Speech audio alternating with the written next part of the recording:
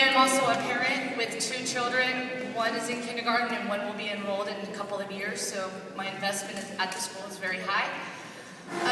I also have my 2nd graders wrote Dr. Harder a letter as part of their persuasive essays, so I would like to be able to give those to him.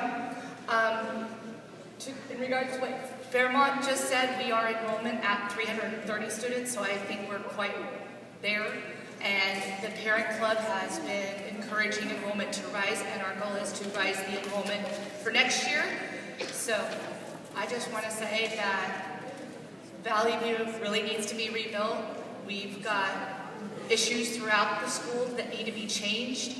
They're constantly putting us on hold because we can't fix this because we're going to be rebuilt. We're going to fix this, but no, now we're not because we're going to be rebuilt. So we've got heating systems that don't work, cooling systems that don't work. We've got kids who are being sick because just the climate in the classrooms are not appropriate for the kids. You know, what is the conditions, what is going on in these classrooms? We don't know.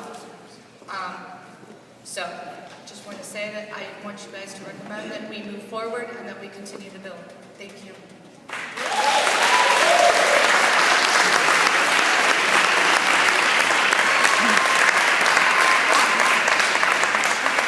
Mike Parker.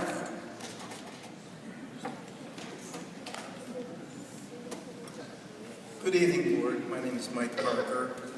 I'm a member of the Richmond Progressive Alliance. I want to urge you to accept the bid that was presented to continue the work at Valley View. I attended a meeting in which staff presented an explanation and answered many questions about why the funding might be in jeopardy.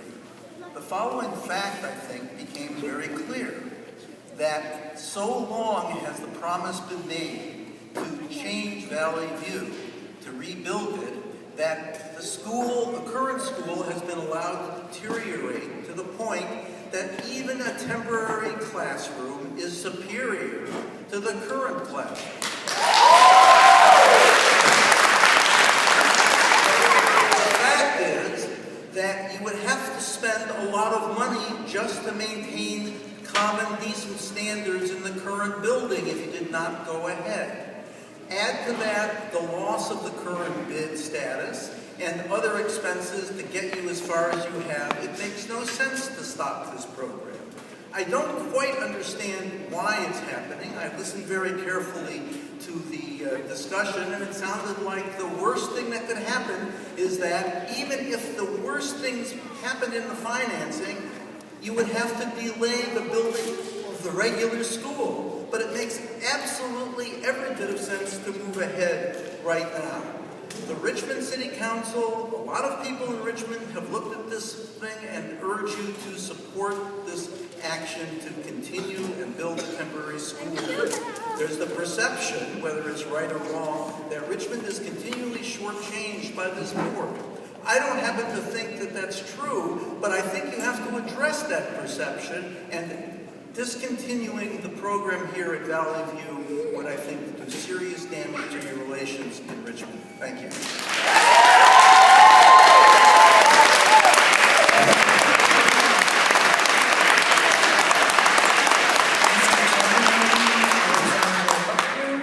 Tony Awingo, Alexandra Buckner, and Saidi Said.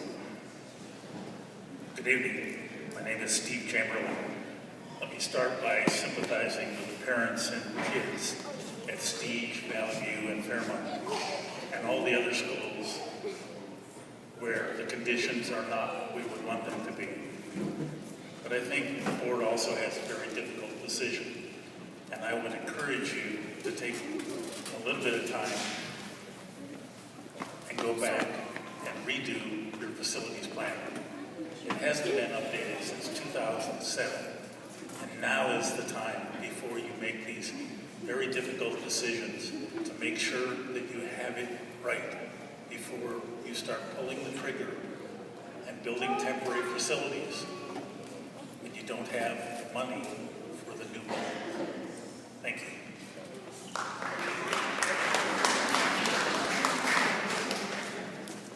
So the next speakers, and we'll ask folks to come up and sit on this side of the stage since we have students here. Alexandra Buckner, then Tony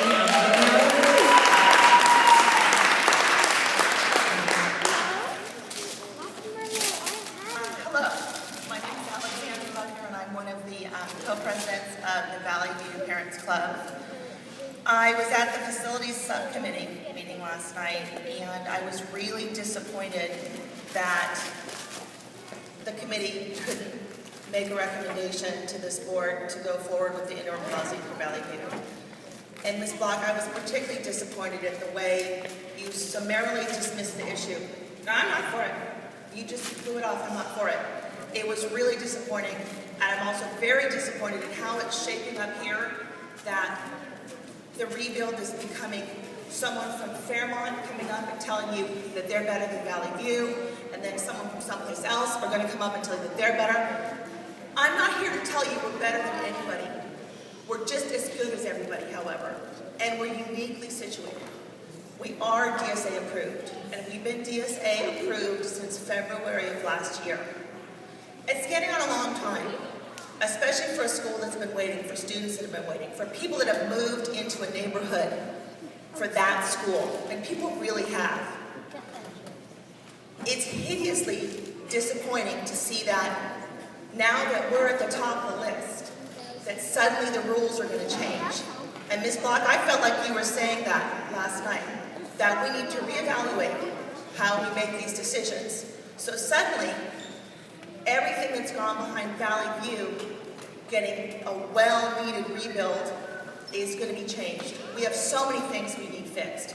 And you look at me and you think, well, you know, is she the face of Valley View? I'm not. We have a multicultural, a multi-ethnic group. We're multilingual.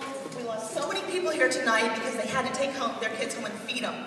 We need the rebuild, we need the interim housing, and we really need your support. We need to know that we matter to the West Contra Costa County School District.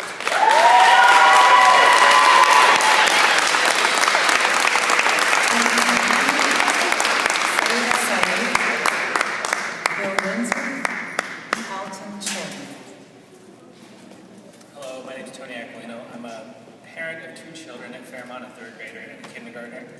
I hear Valley View talk, and they sound like they're talking about Fairmont, for how crappy their school is. We have been approved, DSA approved, which has now fallen past. So you guys have already had that issue happen. We've had that issue happen. Our building was built in 1957.